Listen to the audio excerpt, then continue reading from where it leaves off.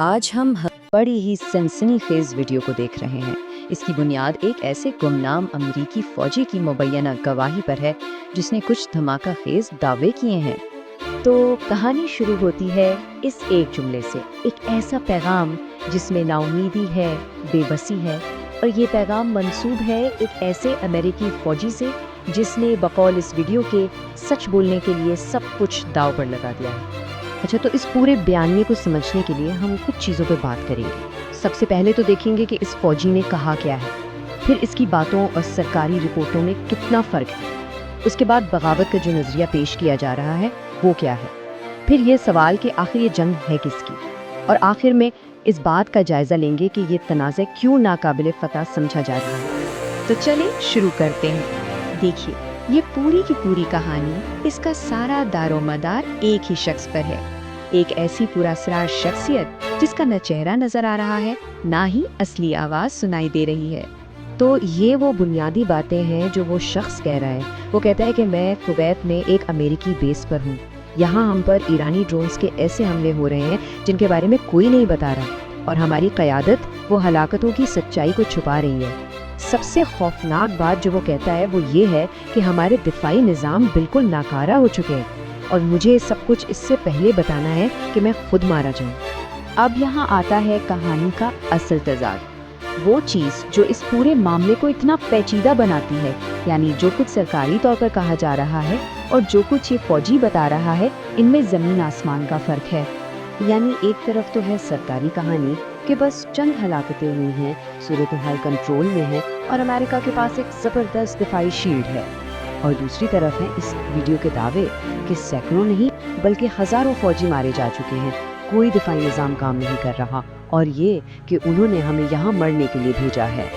اور بات صرف یہیں ختم نہیں ہوتی، ویڈیو میں تو یہ تک کہا گیا ہے کہ پینٹاگون جو ہلاکتوں کے نمبر بتا رہا ہے وہ اصل نقصان کا صرف 0.1% ہے، یعنی سچائی کو بہت بڑے پیمانے پر چھپایا جا رہا ہے۔ پھر خطرے کا اندازہ لگانے کے لیے کچھ اعداد و شمار بھی دیے گئے ہیں۔ کہا جاتا ہے کہ ایران کے پاس 45,000 ڈرونز ہیں، اور صرف یہی نہیں بلکہ 15,000 میزائل بھی۔ اب سوچنے کی بات یہ ہے کہ اتنی بڑی تعداد کے سامنے کوئی بھی دفاع کیسے کام کر سکتا ہے؟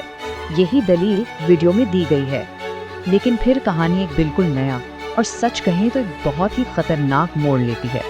اب یہ صرف ایک فوجی کی بات نہیں رہی، بلکہ بات ایک پوری بغاوت تک پہنچ گئی ہے۔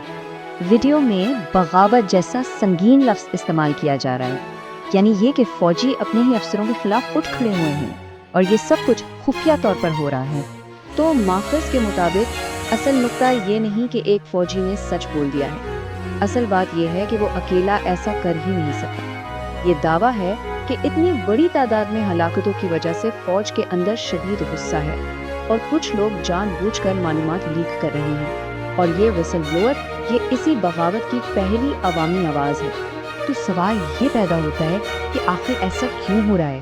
اگر فوج میں واقعی بغاوت کی کیفیت ہے تو اس کی وجہ کیا ہے؟ اور اس کا جواب اس ایک سوال میں چھپا ہے جو مبینہ طور پر ہر فوجی خود سے پوچھ رہا ہے۔ ہم اسرائیل کی جنگ کیوں لڑیں؟ کیا ہمارے ملک پر حملہ ہوا تھا؟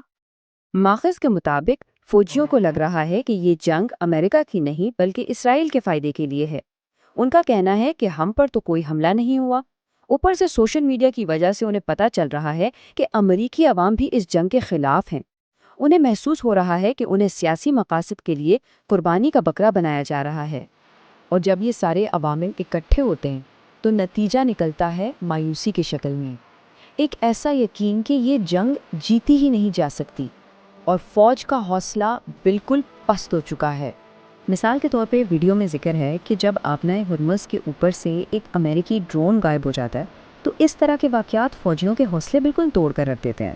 انہیں لگتا ہے کہ ان کی ٹیکنالوجی بھی انہیں نہیں بچا پا رہی، اور یہ صرف ایک واقعہ نہیں۔ ماخذ کے مطابق ہاری ہوئی جنگ کے اشارے ہر طرف ہیں۔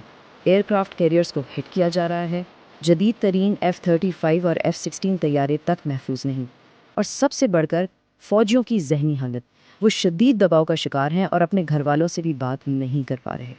تو آخر میں یہ ویڈیو ہمیں ایک بہت بڑے سوال کے سامنے لا کھڑا کرتی ہے کیا یہ صرف ایک مایوس فوجی کی فریاد ہے جو موت کے منہ میں جانے سے پہلے سچ بتانا چاہتا ہے، یا پھر یہ ایک ایسی فوج کے اندر سے اٹھنے والی بغاوت کی پہلی چنگاری ہے جو ٹوٹنے کے بالکل قریب ہے؟